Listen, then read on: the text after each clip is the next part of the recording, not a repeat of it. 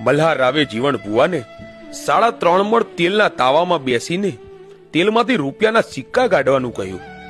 જીવણ ભુવા તો માં વિહત મેલડીનું નામ લઈને તાવામાં જેમ તળાવમાં નાહવા પડે એમ ઉકળતા તેલમાં બેસી ગયા.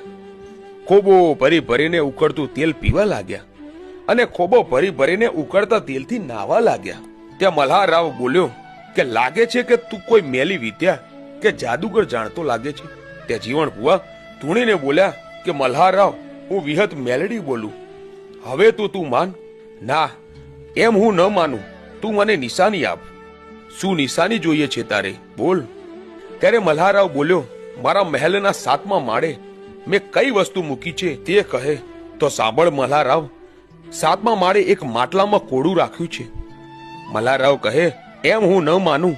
એ માટલામાંથી કોડું માટલું ફોડ્યા વગર બહાર કાઢી આપો તો હું માનું તું મેલડી સાચી. પછી તો જીવણ ભુવા માટલામાંથી કોડું જેમ સાપ પકડીને બહાર કાઢે એમ માટલું ફોડ્યા વગર બહાર કાઢે છે. આ જોઈ મલ્હારરાવ સમજી ગયો અને કગરવા લાગ્યો